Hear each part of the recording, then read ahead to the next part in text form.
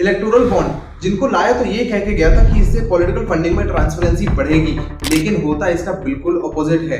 तो आपका स्वागत है इलेक्टोरल बॉन्ड्स के विशेष इनसाइट में। आज हम पूरे इलेक्टोरल बॉन्ड्स को डिस्कस करेंगे। इस वीडियो को मैंने बेसिकली दो मेजर पार्ट्स में डिवाइड किया है। सबसे पहले मैं आपको इलेक्टोरल बॉन्ड समझाऊंगा, तो आपको समझना जरूरी है कि वो क्या है, कैसे वर्क करता है, उसमें क्या क्या दिक्कतें आई, क्या क्या चेंजेस करने पड़े। और सेकंड पार्ट जहाँ पे मैं सुप्रीम कोर्ट में क्या हुआ, उनका क्या डिसीजन था और उसका जो रिजल्ट सामने आए हैं उनमें क्या क्या चीजें खुलासा हुई हैं, वो सारी आपके सामने डिस्कस करूंगा। तो चलिए बिना टाइम वेस्ट किए जल्दी से शुरू करते हैं। तो बात है 2017 की, जब उस समय के finance minister late Arun Jaitley ने अपनी यूनियन बजट की स्पीच में ये कहा कि हम इलेक्टोरल बॉन्ड्स ला रहे हैं to increase transparency in political funding. अब देखो यहाँ पे इसमें क्या क्या लाया गया था, इसको बताने से पहले मैं आपको थोड़ा सा हिस्ट्री में लेके जाता हूँ। इससे पहले तक रूल ये था कि अगर आप किसी भी पार्टी को 20,000 रुपए से ज्यादा डोनेट करते हो तो उस पार्टी की जिम्मेदारी है कि वो आपकी सारी डिटेल्स जैसे आपका नेम, एड्रेस, पैन कार्ड वगैरह अपने पास स्टोर करके रखे और वो इलेक्शन कमीशन को सबमिट करे। ठीक है, अगर 20,000 से कम कोई डोनेट करता है तो उसमें कोई दिक्कत नहीं है, लेकिन 20,000 से ज्यादा में सारी डिटेल्स इलेक्शन कमीशन को देनी है। तो इससे दिक्कत ये होती थी कि जो कंपनीज वगैरह है, अगर वो ज्यादा पैसा डोनेट करती है तो ये बात सबके सामने आ जाएगी कि इस कंपनी ने इसको इतना पैसा दिया है। तो इससे बचने का भी कंपनी ने उस समय तरीका निकाला हुआ था। क्यों क्या करते थे कि मान लो आपको 30,000 रुपए डोनेट करने हैं, अब 30,000 डोनेट करने पे तो आपका जो है नाम सबके सामने आ जाएगा। तो आप जाओगे पॉलिटिकल पार्टी के पास, उनके ऑफिस में 30,000 रुपए लेकर, और वो क्या करेंगे कि 15,000 की 2 पर्ची काट देंगे। तो इससे जो है आपका 20,000 से कम हो गई लिमिट, आपका नाम किसी के सामने नहीं आएगा, किसी को कुछ पता नहीं चलेगा। अब यहाँ पे ये बात पकड़ी भी नहीं जाती थी। अब तक कितने लाखों करोड़ रुपए डोनेट करो, जो 20,000 से कम की पर्चियां बनाई जाती थी मल्टीपल, और आपका पैसा ऐसे ले लिया जाता था। और ये बात इसलिए सामने नहीं आती थी क्योंकि जितनी भी अकाउंटिंग होती थी, चाहे अकाउंटिंग हो या ऑडिट हो, वो पॉलिटिकल पार्टी के ही लोग करते थे। तो इसलिए ये बात सामने भी नहीं आती थी। और इसमें एक चीज और होती थी कि मान लो अगर आप कोई 100 करोड़ रुपए लेकर गए हो डोनेशन करने के लिए, तो कोई पॉलिटिकल लीडर ये कर सकते हैं 50 करोड़ तो पार्टी को डोनेट कर दिया और 50 करोड़ उसने अपने स्विस अकाउंट में डाल दिया। तो इससे ब्लैक मनी वगैरह काफी ज्यादा बढ़ रहा था। तो अब 2017 में इलेक्टोरल बॉन्ड्स लाए जाते हैं। इसमें सबसे पहली चीज तो ये करी जाती है कि जो 20,000 की लिमिट है उसको 2,000 का कर दिया जाता है, ये कह के कि इससे ब्लैक मनी रुकेगा। ठीक है, और दूसरी बात यहाँ पे इलेक्टोरल बॉन्ड्स लाए जाते हैं तो भी जो है ना करेंसी की तरह लाए जाते हैं। जैसे करेंसी होती है 100 का नोट होता है, 50 का नोट होता है, 200 का नोट होता है, 500 का नोट होता है। इसी तरीके से इलेक्टोरल बॉन्ड्स की अलग अलग डिनोमिनेशन थी, 10,000 का, 1 लाख का, 10 लाख का, 1 करोड़ का, 1,000 रुपए का भी था। तो ऐसे 5 अलग अलग डिनोमिनेशन में इलेक्टोरल बॉन्ड्स को लाया जाता है। और ये जो है आप SBI से खरीद सकते हो, सिर्फ SBI से खरीद सकते हो और कहीं से नहीं। और SBI में भी किसी भी ब्रांच से नहीं, सिर्फ 29 ब्रांच जो है पूरे इंडिया में डेजिग्नेट करी गई थी जहां से आप इलेक्टोरल बॉन्ड्स को खरीद सकते हो। और ऐसा भी नहीं है कि आप किसी भी दिन खरीद सकते हो, ये आप सिर्फ जो आपके 4 क्वार्टर्स होते हैं ना, कि जनवरी, अप्रैल, जुलाई, अक्टूबर, इनकी 1 से 10 तारीख के बीच में ही आप इलेक्टोरल बॉन्ड्स को खरीद सकते हो। अब इसमें गवर्नमेंट के पास एक ऑप्शन ये था कि जिस साल में इलेक्शन है उसमें ये 15-20 दिन की डेडलाइन बढ़ा दी जाए, बस इन्हीं डेट्स पे आप इलेक्टोरल बॉन्ड खरीद सकते हो। इसके अलावा आप कभी भी नहीं खरीद सकते। अब इलेक्टोरल बॉन्ड खरीदने के लिए आप जाओगे SBI की ब्रांच में। अगर आपके पास अकाउंट है SBI का तो बहुत बढ़िया बात है, अगर नहीं है तो वहाँ पे आपकी बेसिक KYC करी जाती है जिसमें आपका नेम, एड्रेस, पैन कार्ड वगैरह लिया जाता है, तो फिर आपको इलेक्टोरल बॉन्ड दे दिया जाता है। अब इसका प्रोसेस क्या है कि इलेक्टोरल बॉन्ड आपको मिल गया SBI से, आप लेकर गए उसको पॉलिटिकल पार्टी के पास। अब इसमें क्या है कि इलेक्टोरल बॉन्ड पे ना आपका नाम है ना पार्टी का नाम है, उसमें सिर्फ अमाउंट लिखा हुआ है और वो भी जो डिनोमिनेशन है उसमें। ठीक है, आप ये बॉन्ड ले जाकर के किसी भी पार्टी को दे सकते हो। आप जाओ बीजेपी के ऑफिस में दे दो, आपका मन करे कि नहीं यार बीजेपी को नहीं देना, कांग्रेस को देना, तो आपने कांग्रेस को दे दिया, कोई फर्क नहीं पड़ता, इसमें कोई नाम नहीं लिखा, तो इसीलिए आप किसी को भी दे सकते हो। ये करेंसी की तरह एक्ट करते हैं कि 500 का नोट अगर मेरे पास है तो मेरा हो गया, किसी और के पास हो किसी और का हो गया। इसी तरीके से बस पॉलिटिकल पार्टीज में एक्ट करता है, जिस पॉलिटिकल पार्टी को आप दे दोगे ये उसका हो जाएगा।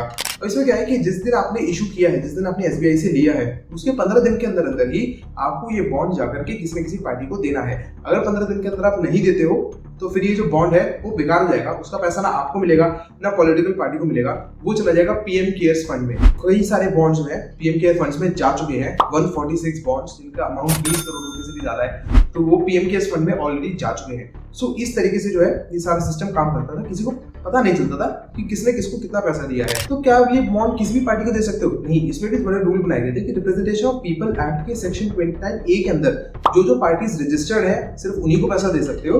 और दूसरी कंडीशन ये थी कि उनके पिछले जनरल इलेक्शन में 1% से ज्यादा वोट्स होने चाहिए, सिर्फ आप ऐसी ही पार्टी को पैसा दे सकते हो। तो यहाँ पे पार्टीज थोड़ी सी कम हो जाती है।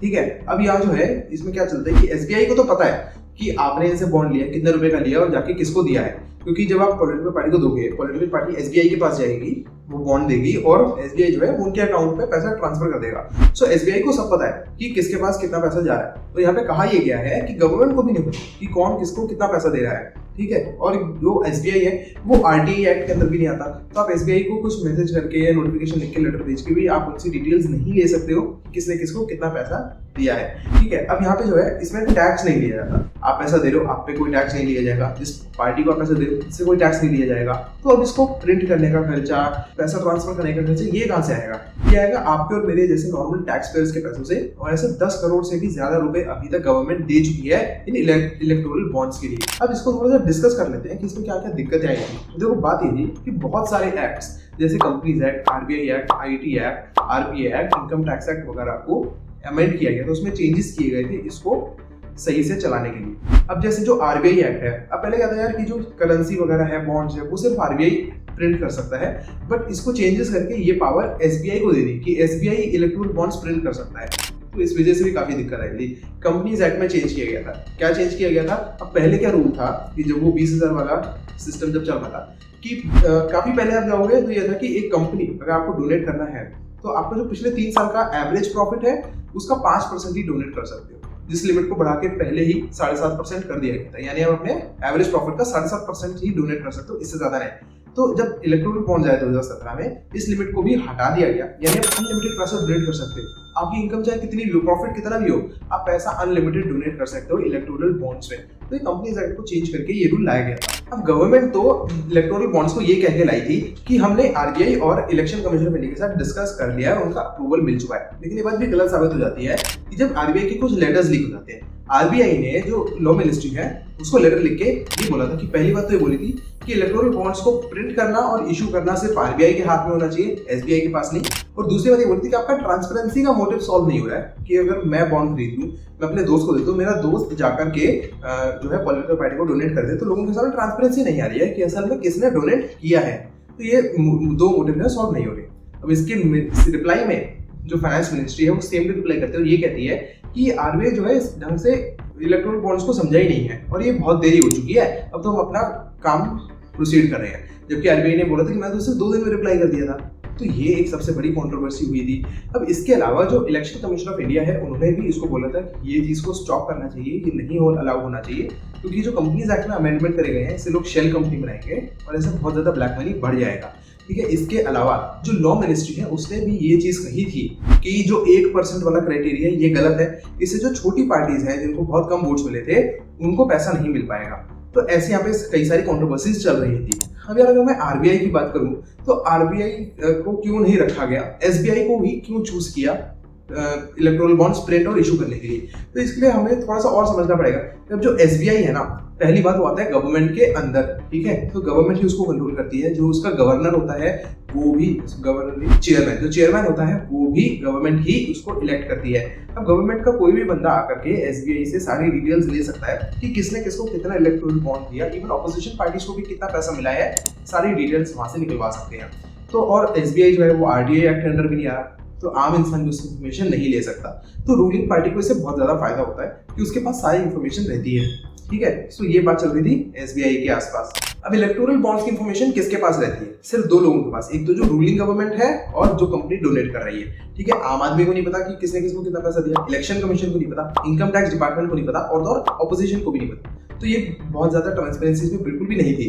तो ये सारी चीजें यहाँ पे चल रही थी। गवर्नमेंट कहती है कि हमें भी नहीं पता कि कौन किसको कितना डोनेट कर रहा है, क्योंकि इसमें कोई नंबर नहीं है, तो नॉर्मल एक बॉन्ड की तरह है। लेकिन ये बात भी गलत साबित हो जाती है कि जब इलेक्टोरल बॉन्ड्स को लेबोरेटरी में भेजा जाता है टेस्ट करने के लिए, तब वहां पे साबित हो जाता है, यूवी लाइट मार के देखा जाता है कि सीक्रेट कोड लिखा हुआ होता है हर इलेक्टोरल बॉन्ड के ऊपर। तो इसके रिप्लाई में एसबीआई कहता है कि यार ये तो बहुत जरूरी है, वरना फिर लोग नकली बॉन्ड दे देंगे, ये वो ऐसी सारी चीजें वो बहाने बना देते हैं, ठीक है। तो अब इससे क्या हो रहा है कि ये एक पूरा सिस्टम तैयार हो गया कि आप एक कंपनी हो, आप गए, आपने बॉन्ड खरीदा, उसमें आपने सीरियल नंबर जो है वो देख लिया, वो आपने पॉलिटिकल पार्टी को बता दिया, फिर बॉन्ड आपने डोनेट कर दिया। अब जो पॉलिटिकल पार्टी है वो कोड को एसबीआई के पास लेके जाएगी, सारी डिटेल्स वेरीफाई कर लेगी कि हाँ यार इस कंपनी ने इतना रुपया दिया है, डोनेट किया है, तो उसका फिर सारा काम हो जाएगा। फिर कंपनी वाले जो है वो अपनी मनमानी करेंगे कि चलो हमने आपको इतना पैसा डोनेट किया है, अब आप हमारी मर्जी की पॉलिसीज लाओ, हमें लाइसेंस दो, हमारे रूल्स हमारे हिसाब से अमेंड करो, ऐसी सब चीजें यहाँ पे हो जाती हैं। तो ये जो है ये वाला भांडा भी यहाँ पे फूट गया था। अब इसमें ये बात कही गई कि यार पहले वाला सिस्टम अच्छा था, जहाँ पे 20,000 रुपए ऊपर की जो डोनेशन कर रहा है उसकी डिटेल्स लोगों के सामने आ रही थी। अब आम इंसान को तो कुछ पता ही नहीं है ना कि उसकी पार्टी को पैसा कहाँ से मिल रहा है और जो कंपनी है वो कहाँ पैसा दे रही है, कि पैसा दे दी अचानक से उसकी ग्रोथ ऊपर हो गई, उस पर से रेट हट गई वगैरह वगैरह। तो ये सारी चीजें लोगों के सामने नहीं आ रही थी। अब इसलिए अब कोई भी पॉलिटिकल पार्टी ना आपको ये नहीं कहती कि हम आपको अब सारी डिटेल्स दे देंगे कि हमने कितना पैसा लिया, किससे पैसा लिया वगैरह वगैरह। तो इसीलिए एडीआर और सीपीआई ने एक पिटीशन फाइल करी थी सुप्रीम कोर्ट में इलेक्टोरल बॉन्ड्स के खिलाफ, जिसको पहले तो बहुत ज्यादा टाला गया और फिर फाइनली उसकी सुनवाई हुई। अब कोर्ट में क्या होता है इसको थोड़ा सा डिस्कस करते हैं, हम अपनी वीडियो के सेकंड पार्ट में बढ़ते हैं। तो कोर्ट में जो है गवर्नमेंट कहती है कि लोगों की आइडेंटिटी छुपाना बहुत जरूरी है, वरना उनकी जान पे खतरा आ जाता है कि हमने किसी पॉलिटिकल पार्टी को पैसा दिया, ठीक है, अब वो पॉलिटिकल पार्टी जीती हारी कुछ भी है, तो जो दूसरी पार्टी है उसको पता है कि इस बंदे ने या इस कंपनी ने पैसा डोनेट किया है, तो फिर उसको हैरास करेंगे या फिर उसको मारपीट कर सकते हैं। दूसरी कंपनी को डोनेट कर रहा है तो हमारे खिलाफ है, ऐसे ऐसे। तो ये उन्होंने रीजन दिया और यहाँ पे एक बढ़िया सा एग्जांपल भी दिया कि जैसे आम इंसान वोट करता है तो वोट करते हुए उसको एक झुक के वोट करता है जहाँ पे किसी को पता नहीं चलता कि वो कौन सी पार्टी को वोट दे रहा है, तो वो भी ये सेम ऑब्जेक्टिव होता है। तो यार एग्जांपल इन्होंने अच्छा दिया था। तो कोर्ट इसके अप्लाई में क्या कहता है कि आप आरटीआई एक्ट को बिना वायलेट करे भी जो इलेक्टोरल बॉन्ड्स है वो इशू कर सकते थे, दूसरी तरीके से पैसा ले सकते थे। उन्होंने कहा कि अब कोई एक बंदा यार जो मान लो जेन्युइनली पैसा डोनेट करना चाहता है तो थोड़ा बहुत पैसा डोनेट करेगा तो हम उसकी आइडेंटिटी छुपा के रखेंगे, बिल्कुल कोई दिक्कत नहीं है। लेकिन ऐसा क्या मजबूरी है कि कंपनीज को जो लॉस मेकिंग कंपनी है उनको भी करोड़ों रुपए डोनेट करने पड़ रहे हैं कि प्रॉफिट किसी का मान लो 10-20 करोड़ भी है वो भी 100-200 करोड़ डोनेट कर रहा है, कोई लॉस कर रहा है वो भी पैसे डोनेट कर रहा है। क्यों कर रहा है? तो अगर कोई इसलिए डोनेट कर रहा है ताकि वो उसको कहीं लॉस में छुटकारा मिल सके, उसकी बातें मानी जा सके, उसके हिसाब से काम हो सके, तो वहां पे उसकी प्राइवेसी को प्रोटेक्ट नहीं किया जाएगा। ये यहाँ पे इसका मोटिव होना चाहिए, इस तरीके से काम करना चाहिए। क्योंकि अगर कोई पैसे लेके काम करवा रहे हो ये फिर गलत है, तो सुप्रीम कोर्ट ने कहा था कि ये चीज गलत हो जाती है। और जो कंपनीज एक्ट में जो चेंजेस किए गए थे कि आप अनलिमिटेड पैसा डोनेट कर सकते हो, सुप्रीम कोर्ट ने इसको भी अनकॉन्स्टिट्यूशनल कहा था। तो सुप्रीम कोर्ट ने कहा कि अभी जो है इसको फिलहाल आप बंद कर दो, ठीक है, हमेशा के इसको बंद कर दो, और जितनी भी डिटेल्स हैं एसबीआई को बोला कि सारी डिटेल्स निकालो कि किसने किसको पैसा दिया, और फिर ये सामने बहुत सारी डिटेल्स आई हैं। अभी इनको डिस्कस करते हैं, यहाँ पे आपको काफी इंटरेस्टिंग इनसाइट्स मिले। तो देखो जितने भी बॉन्ड्स डोनेट किए गए थे उसमें 92.3% बॉन्ड्स जो है वो 1 करोड़ की डिनोमिनेशन में थे। इसका मतलब अब कोई आम आदमी तो 1 करोड़ रुपए डोनेट करेगा नहीं, ये डोनेशन आई थी कंपनीज की तरफ से। तो यहाँ पे मैं 92.3% कह रहा हूँ, not amount wise but electoral bond wise की 92.3% इलेक्टोरल बॉन्ड्स 1 करोड़ वाले थे, टोटल अमाउंट के हिसाब से नहीं बता रहा हूँ। तो इसका मतलब जो है बहुत ज्यादा पैसा इन कंपनीज ने ही दिया है जो डोनेट किया गया है। अब यहाँ पे आपको सामने ग्राफ्स दिख रहे हैं कि किस कंपनी ने किसको पैसा दिया, किस पार्टी को सबसे ज्यादा पैसा कौन सी कंपनी से मिला है, किस कंपनी ने किस पार्टी को सबसे ज्यादा पैसा दिया है। इसके अलावा सेक्टर वाइज स्प्लिट भी देख सकते हो कि किस सेक्टर में किस कंपनी ने किस पार्टी को कितना पैसा दिया है। और इसके अलावा भी और कुछ ग्राफ्स हैं जो आप सामने स्क्रीन पे देख सकते हो, आप इनको पॉज करके देख लो, स्क्रीनशॉट वगैरह ले लो, आपको जो करना है। अब यहाँ पे एक चीज ये देखी गई कि 21 ऐसी कंपनीज हैं जिनको इलेक्टोरल बॉन्ड कब खरीदा, जब इनके ऊपर कोई रेड पड़ी, ईबी की, सीबीआई वगैरह की, इनके ऊपर रेड पड़ी और फिर इन्होंने इलेक्टोरल बॉन्ड खरीदा। यहाँ पे सबसे ज्यादा नाम आता है फ्यूचर गेमिंग्स कंपनी का, इसका आपने जरूर सुना होगा। इन्होंने 2 अप्रैल को इनके ऊपर रेड पड़ी थी, ठीक है, फिर 7 अप्रैल को इन्होंने 100 करोड़ रुपए इलेक्टोरल बॉन्ड में डोनेट कर दिए। सेम वीक में ये चीजें हो रही है, ठीक है। अब इन कंपनी का जो प्रॉफिट है ना वो सिर्फ 215 करोड़ रुपए है, और इलेक्टोरल बॉन्ड कितने दे रहे हैं, 1300 करोड़ रुपए से ज्यादा ही इलेक्टोरल बॉन्ड में दे चुके हैं। मतलब 200 करोड़ का प्रॉफिट और 1300 करोड़ रुपए इलेक्टोरल बॉन्ड में देना, अब ये कौन सी सेंस बनती है यार? ये सपोर्ट है? नहीं, ये सपोर्ट तो नहीं है। जनवरी 2021 की अगर हम बात करें तो डीएलएफ और रॉबर्ट वाड्रा के बीच में केस चल रहा था, तो डीएलएफ के ऑफिस में रेड कर दी जाती है। यहाँ पे अब क्या होता है कि अक्टूबर 2019 से नवंबर 2022 के बीच में बहुत ज्यादा पैसा डोनेट किया जाता है। टोटल 170 करोड़ रुपए के इलेक्टोरल बॉन्ड्स बीजेपी को दिए जाते हैं। और फिर अचानक से कुछ महीनों बाद अप्रैल 2023 में हरियाणा की गवर्नमेंट कहती है कि हमारे पास डीएलएफ के खिलाफ कोई ऐसा खास सबूत नहीं है, इन्होंने कुछ वायलेट नहीं किया है, और फिर वहां पे केस पता नहीं कैसे खत्म हो जाता है। तो ये भी थोड़ा सा डाउटफुल चीज है। मेगा इंजीनियरिंग 11 अप्रैल 2023 को 100 करोड़ रुपए इलेक्टोरल बॉन्ड्स में देती है, उसके अगले ही महीने उनको एक टनल प्रोजेक्ट मिल जाता है जिसकी कीमत है 14,400 करोड़ रुपए। ये टेंडर उनको मिल जाता है कैसे? अब एक हेड्रो लैब्स है जिसको 6 नोटिस मिलते हैं Maharashtra food and drug association की तरफ से।